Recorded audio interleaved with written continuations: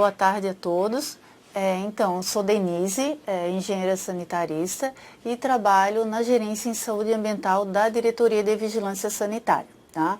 A minha área de formação é na engenharia sanitária e ambiental e nesses últimos anos eu estou trabalhando mais especificamente na área do gerenciamento de resíduos. Eu vou estar apresentando aqui para vocês, então, sobre o descarte de medicamentos, tá?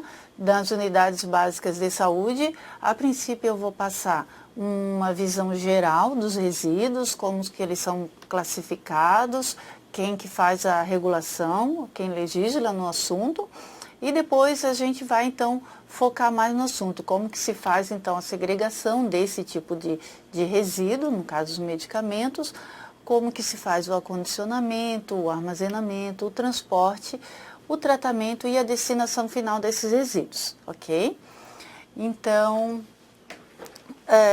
aqui a gente apresentou uma fotinha, né, de como que são a maioria dos medicamentos acondicionados em unidades de saúde, o que a gente verifica muito, né, como eu falei para vocês, eu trabalho na gerência em saúde ambiental da Diretoria de Vigilância Sanitária e trabalhamos com fiscalização, tá, em estabelecimentos de saúde, focado aqui no plano de gerenciamento de resíduos e serviços de saúde. Tá?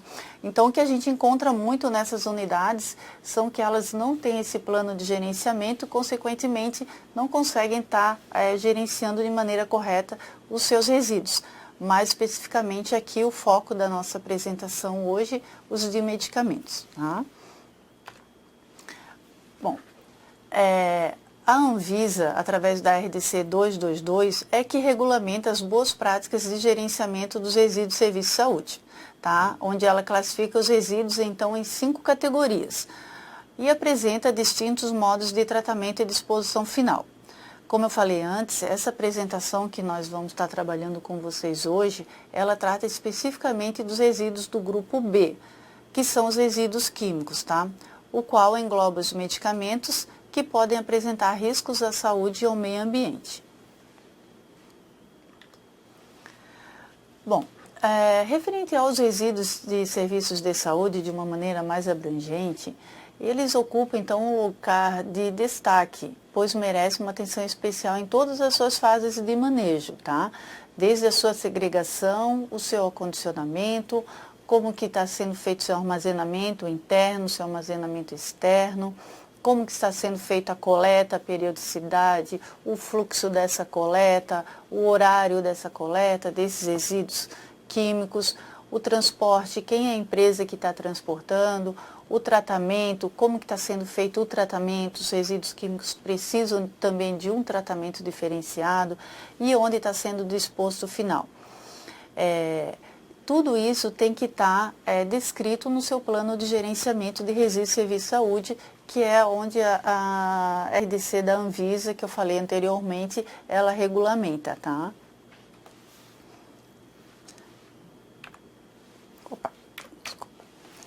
Bom, então como eu falei para vocês, os resíduos eles são classificados, tá? Precisa-se ter uma classificação, porque de acordo com a sua composição, eles são classificados conforme as suas características biológicas, químicas, o seu estado da matéria, a sua origem, para se ter um manejo seguro, tá? Então, precisa-se ter essa classificação naqueles 5 grandes grupos que eu falei ainda há pouco.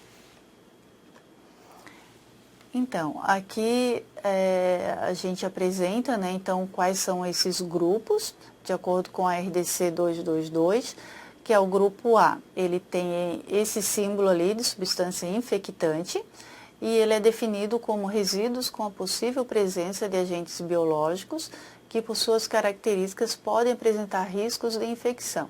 Então, são os resíduos do grupo infectante, tá? Que a gente chama, que eles devem ser acondicionados em sacos brancos ou sacos vermelhos, dependendo da sua característica e do seu nível de contaminação, ser acondicionado e um tratamento específico. Temos outro grupo B, que é o grupo dos resíduos químicos, né? Especificamente aqui foco da nossa apresentação. O que são esses resíduos do grupo B, então? São todos os resíduos que têm produtos químicos, que podem apresentar riscos à saúde pública ou ao meio ambiente, dependendo de suas características de inflamabilidade, de corrosividade, reatividade e toxicidades. Tá? Então, os resíduos B, eles são caracterizados pelos produtos químicos. Aí temos também um outro grupo de resíduos, que seria o grupo C, tá? Que seriam os rejeitos radiativos, com aquela simbologia ali. Temos os resíduos do grupo D, que são os resíduos que não apresentam risco biológico, nem risco químico ou radiológico à saúde ou meio ambiente. Eles podem ser equiparados, então, aos resíduos domiciliares. São os resíduos que nós chamamos de resíduos comuns, tá? E os resíduos do grupo E, que são os resíduos perfluorocortantes ou escarificantes. Então, dentro das unidades de saúde ou de qualquer estabelecimento de saúde, sempre vai ter esses 5 grupos de resíduos gerados, tá? Sempre se gera resíduos de cada um desses grupos. Por isso, a necessidade de se ter o seu plano de gerenciamento de acordo com as normas da legislação da RDC, tá? Porque para cada grupo de resíduo, ele tem o seu manejo diferenciado. Então, não é porque nós estamos tratando hoje aqui dos resíduos do grupo B que a unidade de saúde também não tem que dar atenção para os outros grupos de resíduos que são tão importantes quanto, né? Voltando então para os resíduos químicos, que ele tem aquela simbologia ali, aquela frase de risco lá em cima, risco químico. O que são então resíduo químico? Como falei ainda há pouco, né? São resíduos que contém produtos químicos e podem apresentar riscos à saúde pública ou ao meio ambiente, dependendo de suas características de inflamabilidade, corrosividade, reatividade, toxicidade, mutagenicidade, dentre outras características, tá? Ainda abrindo mais um pouco o leque desses produtos químicos, o que a gente pode também verificar que tem descrito nessa classificação? São todos os produtos farmacêuticos, são os resíduos de saneantes, desinfetantes, desinfestantes, resíduos contendo metais pesados, os reagentes de laboratório, inclusive os recipientes contaminados por estes, os efluentes de processadores de imagem, que são os reveladores e fixadores, os efluentes dos equipamentos automatizados utilizados em análises clínicas, e outros produtos considerados perigosos, tá? Tóxicos, corrosivos, inflamáveis, reativos. Então, faz-se necessário, sempre quando se for elaborar o plano de gerenciamento, que se tenha conhecimento primeiro do tipo de resíduo que aquela unidade está gerando, para depois poder classificar, tá? Bom, ainda dentro da classe dos químicos, tem os resíduos de medicamentos. Os resíduos de medicamentos, eles são considerados do grupo B, do grupo químico, tá? Alguns resíduos de medicamento, eles contêm produtos hormonais e produtos antimicrobianos, os citostáticos, os antineoplásicos, os imunossupressores, os digitálicos, os imunomoduladores, antirretrovirais, que quando descartados por serviços assistenciais de saúde, farmácias, drogarias, distribuidores de medicamento ou até mesmo apreendidos através das inspeções sanitárias, eles devem ser submetidos a tratamentos ou dispostos em aterro de resíduos perigosos classe 1, tá? Então, aqui o que nos chama a atenção é que todos os resíduos de medicamentos, especificamente dessa classe de produtos aí, eles são considerados resíduos perigosos e devem ter sua destinação final para um aterro sanitário classe 1, tá? O que a gente quer dizer? Que os resíduos de medicamentos que não têm essas características aí, eles não são considerados como perigosos, tá? Eles não necessariamente, esse resíduo desse medicamento precisa estar indo para uma destinação final de um aterro sanitário classe 1. Por exemplo, um resíduo de medicamento de uma dipirona, de um paracetamol ou de um soro, ele é um resíduo de medicamento, porém não é um resíduo considerado perigoso como essa classe de resíduos aí. É um resíduo químico, porém não perigoso. Então, o gerenciamento de resíduo precisa fazer essa separação correta, tá? Especificamente, somente esse grupo de resíduo deve ir para um aterro sanitário classe 1. Tá? Então, como se começa então com o gerenciamento desses resíduos químicos, especificamente do grupo dos químicos, tá? Em primeiro lugar, deve-se fazer a segregação correta desse resíduo, tá? A primeira coisa que se deve observar no resíduo químico é quanto à sua periculosidade, tá? Então, primeiro eu vou classificar o meu resíduo, ele é perigoso ou é não perigoso, tá? Um resíduo que é perigoso são aqueles resíduos que eu acabei de ver aqui, de apresentar anteriormente, são aqueles medicamentos. Então, se tem um resíduo daquele medicamento, um antibiótico, por exemplo, já é um medicamento considerado perigoso. Eu já tenho que separar para mim acondicionar ele de uma maneira diferenciada, identificar de uma maneira diferenciada e também encaminhar para uma disposição final de maneira diferenciada. Se ele não é perigoso, ele não há necessidade de ir para um aterro sanitário classe 1. Esse medicamento, ele pode ir para um aterro sanitário. Tá? Então, a primeira coisa a ser observada no gerenciamento dos resíduos químicos é quanto à sua periculosidade. O segundo item a ser observado é quanto ao seu estado físico. Aquele meu medicamento, ele está no estado líquido ou sólido? Tá? Então, eu já caracterizei quanto à sua periculosidade, vou caracterizar agora se ele é líquido ou sólido. Se for líquido, ele precisa ser solidificado. Um resíduo químico líquido perigoso, ele não pode ir de maneira líquida para o aterro sanitário classe 1.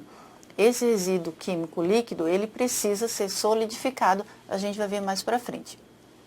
Se ele for sólido, tudo bem, ele vai daquela maneira.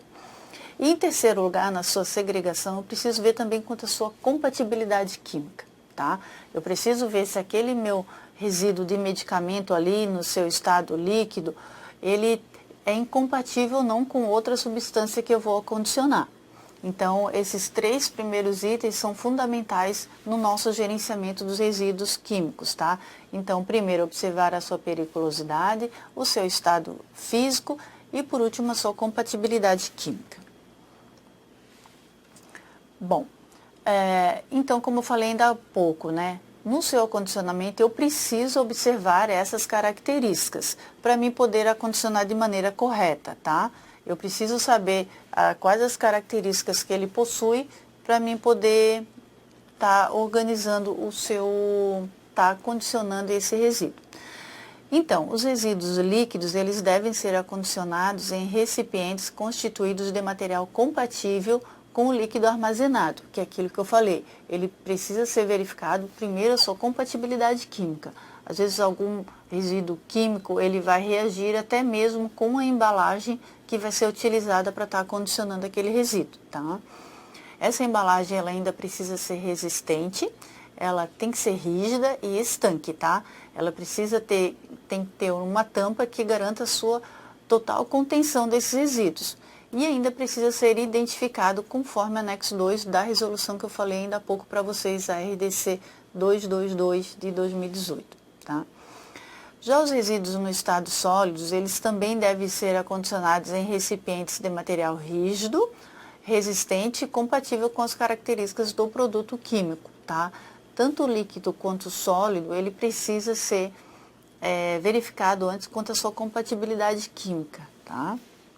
Muito comum a gente encontrar em laboratórios de análises, ou às vezes até laboratórios de unidades de saúde, os seus resíduos químicos, que são condicionados tudo dentro de uma bombona e às vezes acaba tendo alguma reação ali, a pessoa não sabe, mas é porque está condicionando vários produtos químicos que ela não verificou.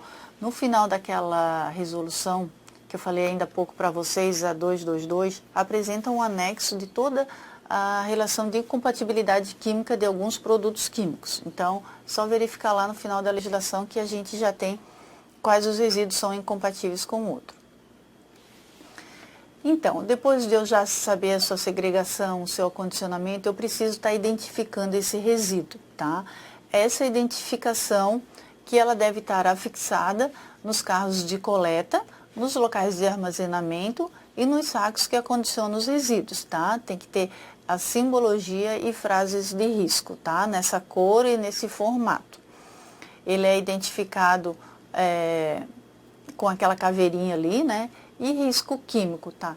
O que quer dizer aquele risco químico? Se não tem nenhuma substância considerada perigosa, aquele medicamento, ele é um paracetamol, são medicamentos que não estão naquela classe daqueles medicamentos que eu li, não são antineoplásicos, não são citostáticos, eles são somente uns, a gente vai identificar dessa forma aí, risco químico só.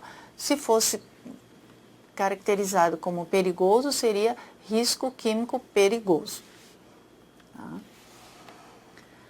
O tratamento, então, como que se deve fazer o tratamento desses resíduos? Sempre deve ser observadas suas características de periculosidade, tá?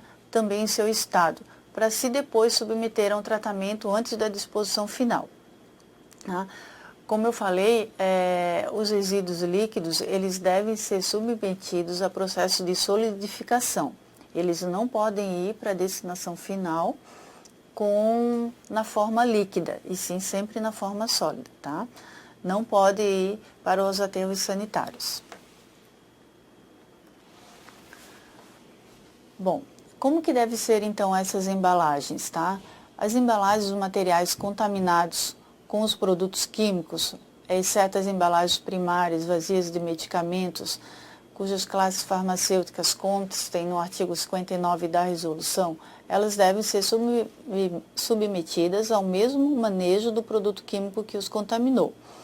Ou seja, tá?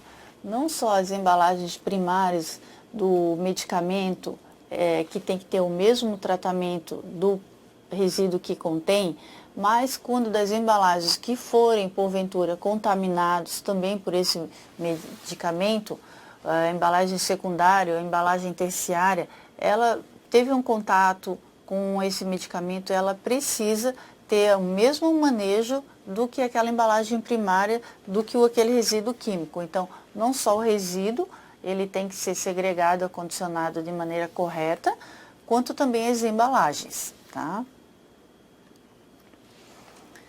O armazenamento interno.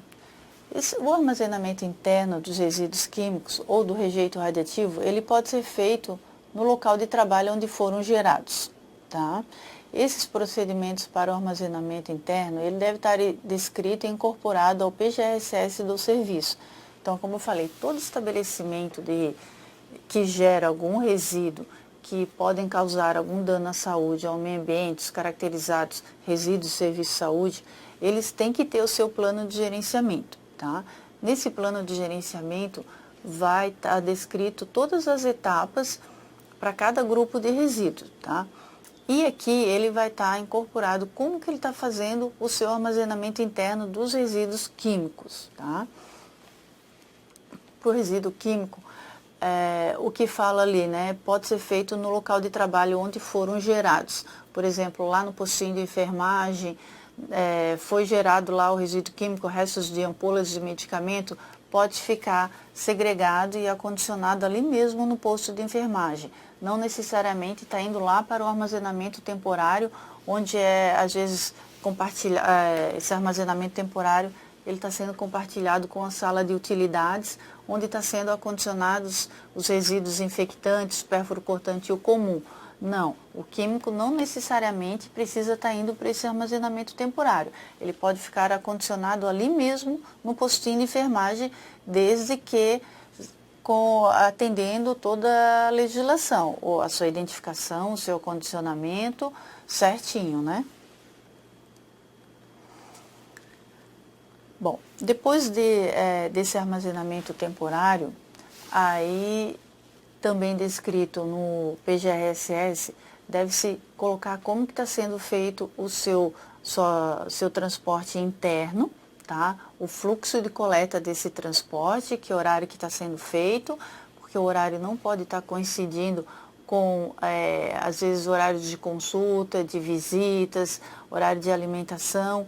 O transporte desses produtos químicos, eles têm que estar em horário diferenciado para que saia lá do armazenamento interno e vá até o armazenamento externo, tá? Como que deve ser então esse armazenamento externo lá da unidade básica de saúde?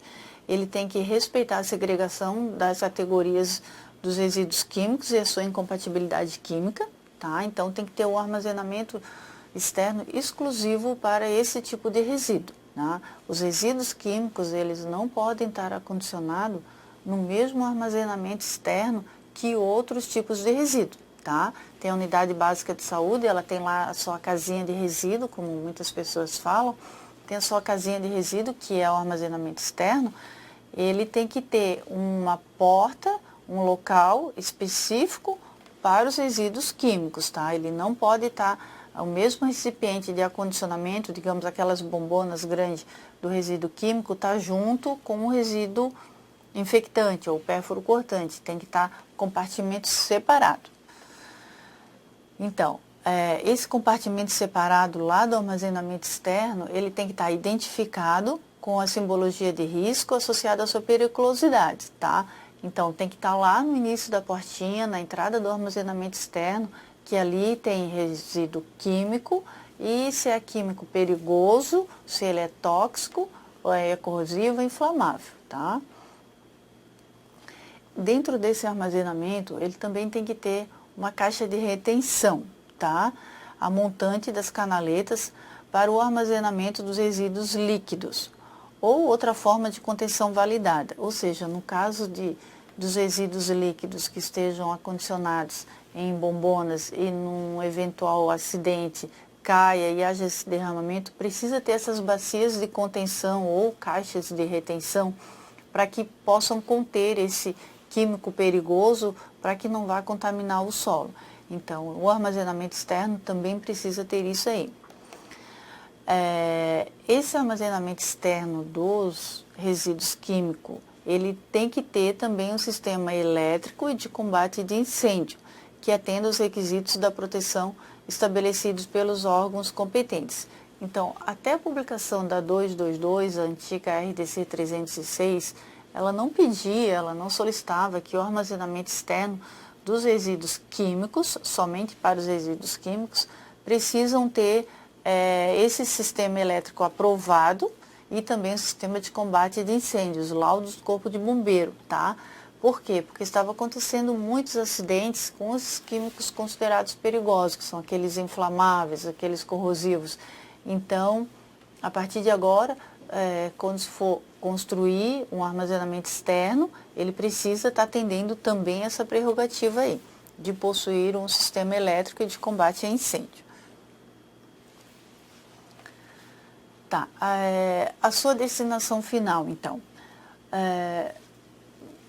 Toda unidade de saúde, ela precisa contratar uma empresa devidamente licenciada, tá, pelo órgão ambiental, para que faça o transporte ou o tratamento para dar a destinação final desse resíduo, tá? Então, primeira coisa que se tem que fazer é encontrar uma empresa devidamente licenciada para esse tipo de transporte de resíduo químico, tá? E depois está encaminhando esse resíduo químico considerado perigoso para um aterro sanitário classe 1, tá? Que é onde que vai se fazer, que é o local que se faz a disposição final dos resíduos perigosos no solo, sem causar nenhum dano à saúde ou ao meio ambiente, minimizando os impactos ambientais e utiliza técnicas e procedimentos específicos para o confinamento desses.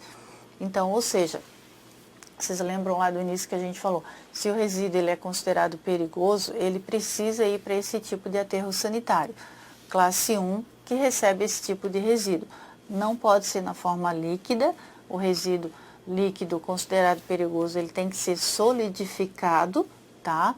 Na forma sólida, para o aterro sanitário. Não é permitido transportar resíduo químico líquido perigoso na forma líquida.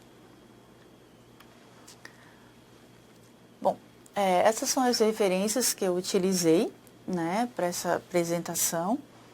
E acho que a gente fica abertas aqui para perguntas de vocês. Aí Brusque tem uma pergunta. Quanto ao resíduo químico não perigoso, como deve ser o manejo? Bom, então, aquilo que eu falei, o resíduo químico não perigoso, que é no caso de um paracetamol, de uma dipirona, você vai acondicionar ele, se ele for líquido, vai acondicionar numa bombona rígida, estanque, com tampa vedante, tá? E vai identificar como risco químico, colocar a caveirinha, risco químico. Contratar uma empresa para coleta e destinação final para um aterro sanitário, tá? Esse paracetamol não necessariamente precisa estar indo para um aterro classe 1. Se por acaso, porventura, nesse estabelecimento tem uma rede coletora de esgoto, que tem um sistema de tratamento, não só coleta, mas que tem tratamento de esgoto, uma empresa, uma ETA, ele pode também estar dispensando esse medicamento, que é não perigoso, na sua rede de tratamento de esgoto, ali na pia, lá no expurgo, no próprio posto de enfermagem.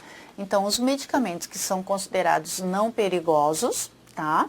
Que não fazem parte daquela classificação ali, eles podem, e o estabelecimento, ele conta com uma rede de coleta e tratamento de esgoto, ele pode estar colocando então esse paracetamol na sua rede de esgoto.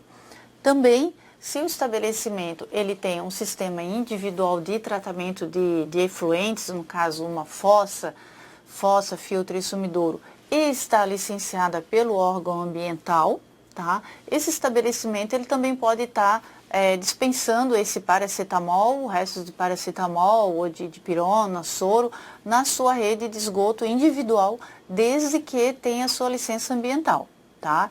Então, o resíduo químico não perigoso, líquido, ele pode estar sendo dispensado dessa forma. Já o resíduo químico perigoso no estado sólido, ele pode ir para um aterro sanitário comum de resíduos equiparados a resíduos domiciliares. Certo. Temos uma pergunta de Romelândia. Boa tarde. Fiquei em dúvida quando eu faço o acondicionamento dos líquidos em bombonas. As embalagens originais podem ser descartadas em qual lixo? Então, tudo começa pela classificação. Se esse resíduo ele for perigoso, você tem que verificar a compatibilidade química, tá? Você pode estar utilizando a própria embalagem do produto, por exemplo, um saneante, você pode estar utilizando essa embalagem desse saneante para estar condicionando um outro resíduo químico, desde que ele seja compatível, tá? Então, não tem problema, você pode estar utilizando a própria embalagem de um saneante para estar condicionando um outro resíduo químico não perigoso, desde que compatível com esse recipiente. Aí você vai ter que tirar aquele rótulo do saneante, você vai ter que identificar com aquela simbologia que nós apresentamos e só escrito risco químico, tá? Bom Jardim da Serra pergunta se o resíduo químico não perigoso sólido pode ser descartado em lixo comum, junto com o grupo D? Não, tá? É um risco químico, tá? É um resíduo químico. Ele vai ter a mesma destinação final, porém ele não vai ter o mesmo acondicionamento nem o armazenamento junto com o D. Ele tem que estar em recipiente separado.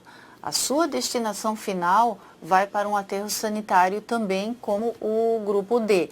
Mas o resíduo químico não perigoso, ele não pode ser acondicionado junto com o resíduo do grupo D. São resíduos diferentes. Aí, Brusque, gostaríamos de saber sobre o frasco do medicamento líquido que contém resíduo químico. Como deve ser descartado? Os frascos, eles vão ter o mesmo manejo do que a substância que o contém, tá? Se aquela substância daquele frasco de medicamento é um frasco de um antibiótico, esse frasco, ele vai ter que ser acondicionado, por exemplo, se for um frasco de vidro, num recipiente rígido, e vai estar identificado, ele vai ter o mesmo tratamento que o líquido, tá? O frasco do antibiótico, ele tem que estar acondicionado no recipiente e está identificado como resíduo químico perigoso, porque o antibiótico está naquela classe daqueles resíduos perigosos.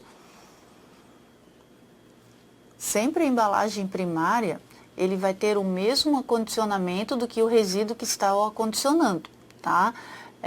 Já a embalagem secundária, desse resíduo químico, se ele não tiver nenhum contato com a substância, não teve nenhum derramamento, não teve nenhum contato para contaminar, essa embalagem, por exemplo, a caixa do medicamento, ele pode ser destinado para reciclagem, tá? Então, A embalagem secundária, desde que não contaminada, pode ir para reciclagem, reutilização, mas a embalagem primária tem que ter o mesmo manejo sempre da substância que o contém.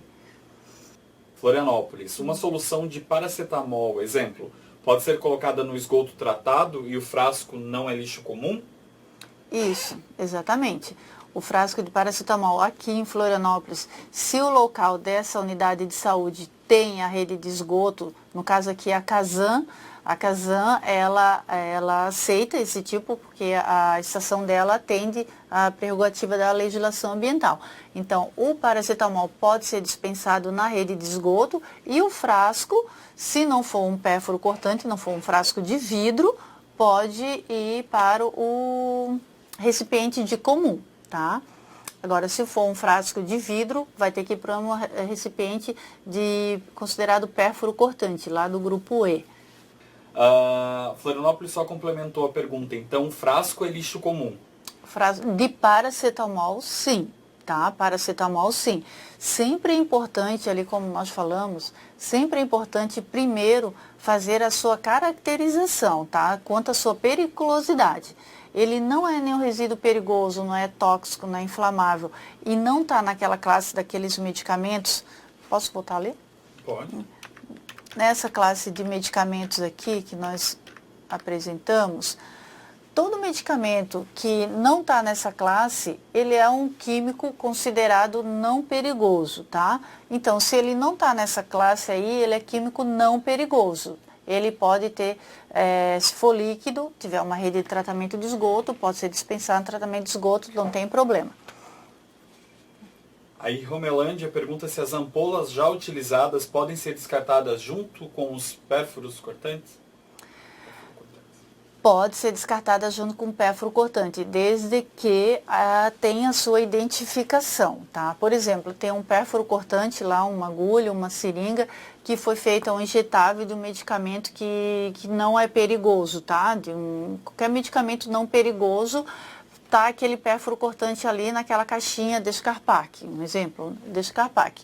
Se essa ampola for um medicamento não perigoso, pode ir no mesmo recipiente das agulhas não perigosas. Agora, se for um recipiente de um antibiótico ou de um quimioterápico, ele vai ter que ter um recipiente para esse pérfuro cortante perigoso. Aí a identificação vai ser risco químico, resíduo pérfuro cortante químico perigoso. Bom Jardim da Serra, o manejo de líquidos da embalagem primária para a secundária requer algum cuidado? Seria um fracionamento, né? Então, um fracionamento de um medicamento. Então, um fracionamento, ele tem todo o seu manejo também diferenciado. Você pode até estar fracionando, desde que você tenha que estar verificando quanto à sua periculosidade, se é perigoso ou não, e fazendo a sua identificação. Você pode estar passando de uma embalagem para outra. Porém, a segunda embalagem vai ter que ter as mesmas identificações do que a embalagem inicial. Quais são? Data de validade, data de fabricação e o lote, tá? O pessoal de Florianópolis, da SES, que estão acompanhando, sugeriram que a DIV publique no site uma tabela indicando resíduo e descarte, né? Bom Jardim da Serra complementou aqui para descarte, na pergunta deles ali, no caso, manejo de líquidos da embalagem primária para a secundária requer algum cuidado para o descarte? Sim, requer. A gente até pode estar pensando nisso, estar divulgando ali no site da Vigilância Sanitária, né? No site da DIVES. Né? DIVES. Né? Isso, DIVES. DIVS. Que não é da Vigilância Epidemiológica. Não é da epidemiológica, é da Vigilância Sanitária. Exato. Nós temos um ícone ali, tá? Da Vigilância Sanitária. Não sei se muitos de vocês trabalham nas unidades de saúde, são responsáveis pelo plano de gerenciamento. Lá no site da Vigilância Sanitária tem um ícone escrito PGRSS, tá? Onde os responsáveis pelos estabelecimentos devem estar utilizando aquele formulário padrão, que agora ele está um pouco fora de ar, está sendo alterado. Então, ali tem várias informações, tem curso que nós damos também, tem palestras, workshops, tem várias informações que vocês podem estar acessando também o nosso site ali, está tirando algumas dúvidas lá. E tem o nosso e-mail também, que nós disponibilizamos aqui, e-mail e telefone, que vocês podem estar também utilizando como ferramenta de dúvidas. Então, quero agradecer, né? Obrigada, equipe do Telesaúde. Ficamos sempre à disposição. Nós lá da Gerência em Saúde Ambiental, de toda a Diretoria de Vigilância Sanitária, agradecemos o convite. E estamos à disposição, nosso telefone, nosso e-mail, e ficamos aqui dispostos, tá? Beleza, obrigado. Posso só reforçar? Sim. Então, assim, de repente ficou um pouco em dúvida, então o que a gente orienta vocês é que sempre classifique os resíduos ali naquelas 3 primeiros itens, quanto à sua periculosidade, que dali vai elencar todas as etapas do seu gerenciamento, do seu manejo, tá? Classifica primeiro o resíduo químico, quanto à sua periculosidade, é perigoso, não é perigoso, tá? Se ele não é perigoso, o estabelecimento conta com um sistema de coleta e tratamento de esgoto, pode ser dispensado esse resíduo líquido ali. Também, se o estabelecimento conta com um sistema individual, porém com licenciamento ambiental, pode também estar dispensando o resíduo químico líquido ali. Se o resíduo sólido não perigoso, ele pode estar indo para um aterro sanitário. Agora, já o resíduo químico considerado perigoso, se ele está naquela classe de medicamentos, ele precisa ter todo aquele manejo, tá? Ele precisa estar identificado como risco químico perigoso, se ele é inflamável, se ele é corrosivo, eu até nem falei, mas ele precisa ter a FISP, tá? Se às vezes o estabelecimento de saúde, não só medicamentos, mas às vezes tem algum saneante, algum outro desinfetante ali, ele precisa ter a sua FISP, que é a ficha de informação de segurança de produto químico, então tem que estar exposta. Então, é um resíduo químico perigoso, tem que estar a FISP anexada junto com o acondicionamento desse resíduo e todo o seu gerenciamento sempre para disposição final aterro sanitário classe 1, tá?